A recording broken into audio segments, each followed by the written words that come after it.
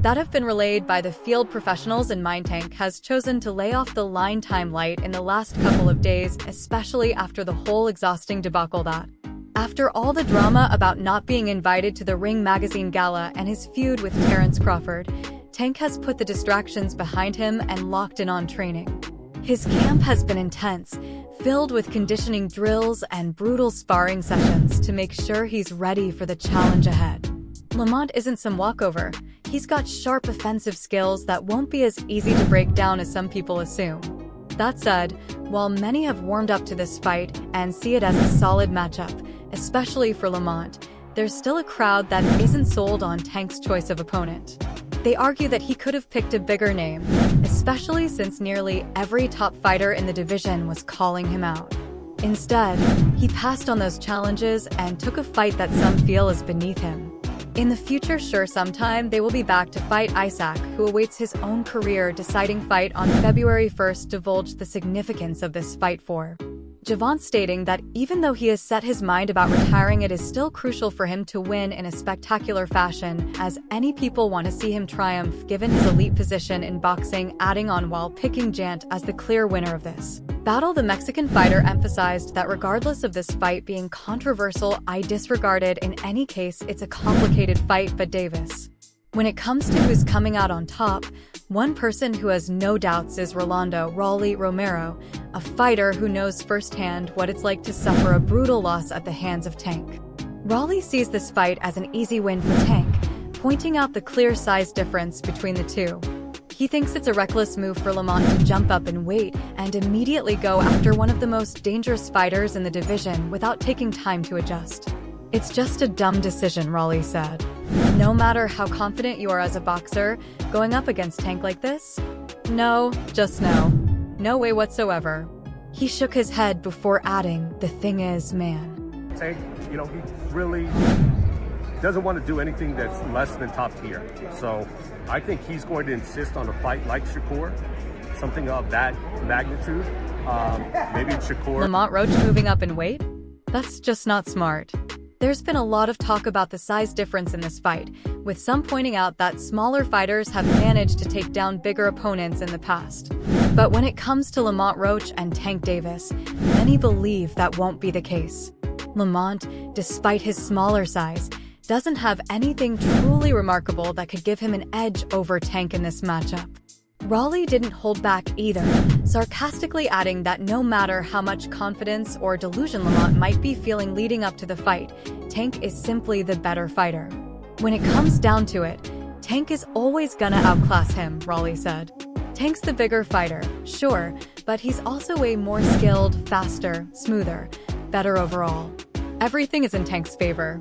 Rolly continued, you can make all the claims you want, but when it's time to get in that ring, Tank's gonna show why he's on a different level. Affect him, make him a little bit slower. Right, Tank has a crazy ring IQ. Tank has the better legs. Like, bro, you can't make a claim for any of this stuff. Addressing the situation regarding Tank and Lamont sharing some history in the past, Rolly emphasized that, contrary to popular belief in the professional boxing, senior amateur career has little to no significance, and it doesn't really matter who you have faced before in your career, because it has been a long time and there is no guarantee that they will be the same. Rolly also pointed out that in combat sports, it's almost impossible not to have crossed paths with someone before, especially if you share similar backgrounds. For fans to act like this is a totally fresh and unexpected situation is, in his eyes, pretty ridiculous. He feels it highlights how little most people know about the inner workings of the sport. Everybody's got history in this game, bro, Rolly said. If you've been boxing since you were 5, you've probably fought some dude in the amateurs who you'll eventually face in the pros. That's just how it is. It's not some big revelation. The history doesn't really matter, man. Just because you fought someone before doesn't mean anything when it's time to step into the ring. I think he sells out. Like, his East Coast fan base is sort of, his hometown fan base, whether it's DC, whether it's Baltimore, whether it's Barclays, where he hasn't been since, I believe, 2017, the Pedraza fight.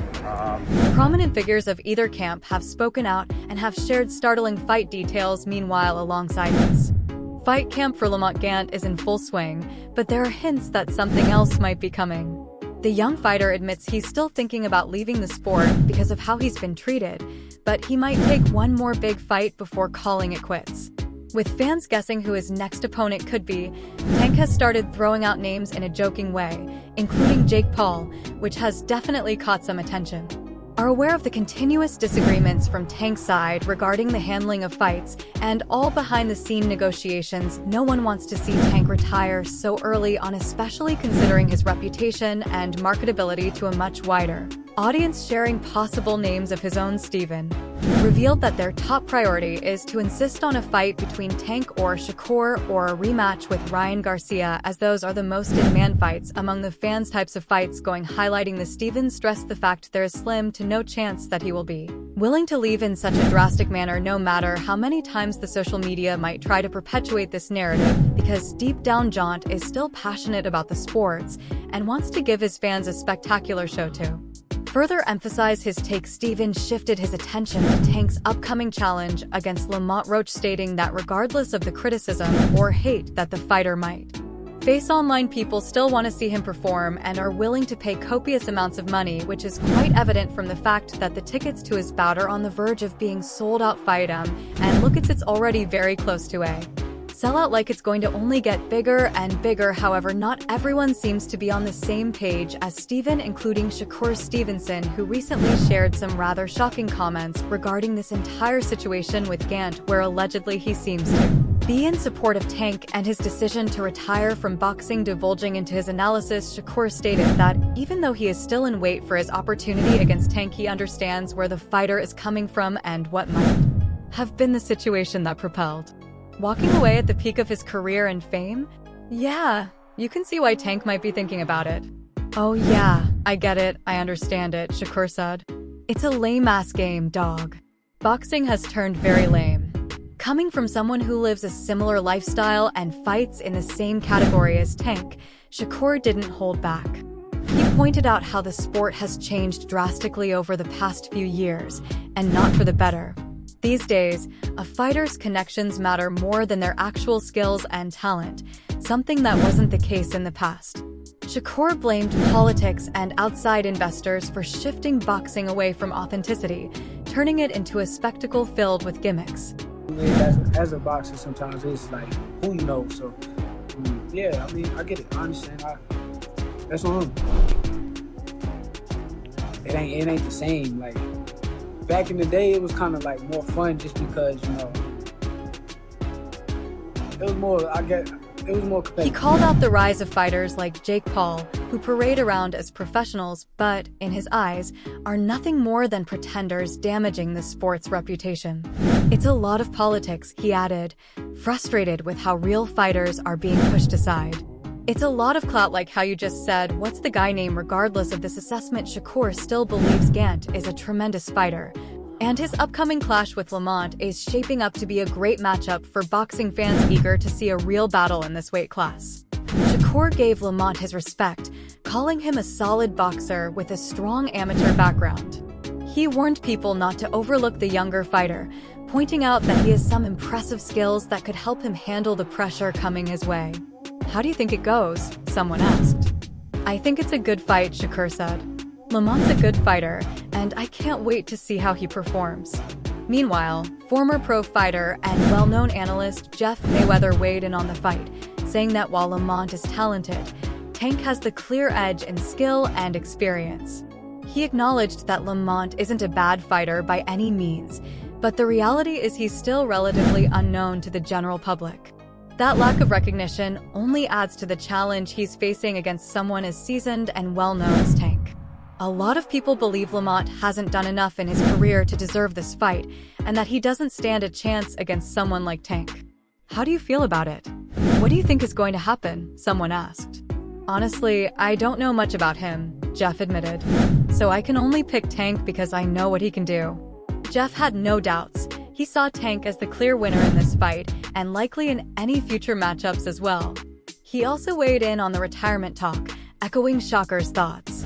While losing a star like Tank would be a big hit for the business side of boxing, he said there's also a silver lining.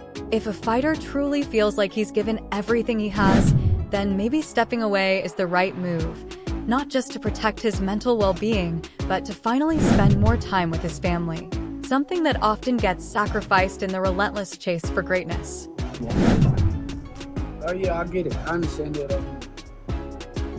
It's a lame-ass game, dog. Like, I think boxing has turned very lame. That he can be beaten is by taking advantage of his vulnerability and his supposed bad mental state that he might have on the fight night. Now, although Raleigh did not particularly explain his narrative, many people might be pointing to the ongoing situation surrounding the alleged mental toll that the sport has caused on Tank's psyche. I do think that it's not going to be a chess match, you don't think? So I think the only thing they like I said, that Tank has an off night. That can always happen to anyone, right you?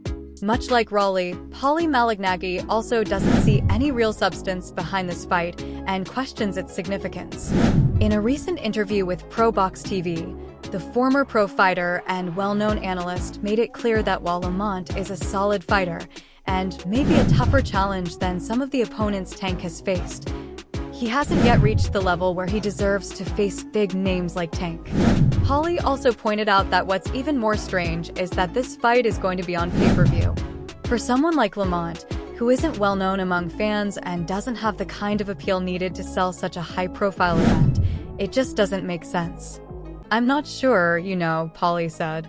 Roach has been a solid fighter throughout his career, but I'm not sure he's at the level where he should be getting these kinds of opportunities.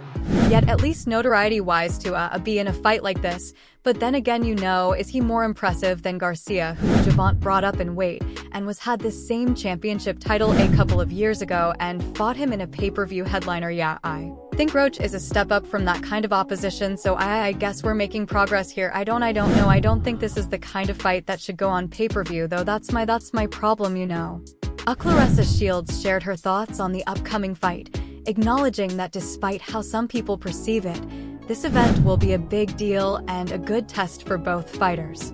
While she didn't pick a clear winner, she did highlight that Tank Davis is a top-tier fighter, capable of taking down anyone in his path. On the other hand, Claressa pointed out that Lamont often gets overlooked, not just by other fighters, but also by fans. She feels it's unfortunate, especially given Lamont's strong amateur background, which provides him with valuable experience. I don't know why everybody's sleeping on Lamont, Claressa said. He's got a decorated amateur career, too. He's a very skilled kid, and people tend to forget that. Forward to watching that fight. During this interview, Claressa explained her professional history with Lamont and how she has known the fighter since his amateur days and is aware of the tremendous transformation that he has gone through, while highlighting his major attributes. The fighter explained. Claressa Shields acknowledged that while Lamont's name might not be well known in this generation, he's an excellent fighter with a deep understanding of how to take on any opponent, even world champions and fierce fighters like Tank Davis. I know him from the amateurs, okay? He's cool, he can fight. He wished me luck on my fight, and hey, let the best man win, Claressa said, choosing to keep her words respectful despite the ongoing tension with Tank. She also emphasized that the outcome of the fight will ultimately be in the hands of the fighters themselves. No matter the criticism or negativity from online professionals, Claressa believes the true fans will show up to witness this showdown between two exceptional fighters. I think any fight that Tank has is worth watching, Claressa said. He makes sure to entertain the fans, and he always gives his best, most technical performance. I think this fight is definitely one to watch. Claressa also gave credit to Tank's coach, Calvin, saying, "I love his coach Calvin. He's a great trainer, and he's really helped Tank grow and build him up." So, when it comes down to it, who do you think is going to take the win in this fight? Are you backing the champion of the division, the one who's knocked down everyone he's faced so far? Or are you supporting the smaller fighter, who's bravely stepping up to take on the beast in hopes of claiming glory? Let us know your thoughts in the comments below, and if you enjoyed the video, don't forget to like and subscribe to the channel.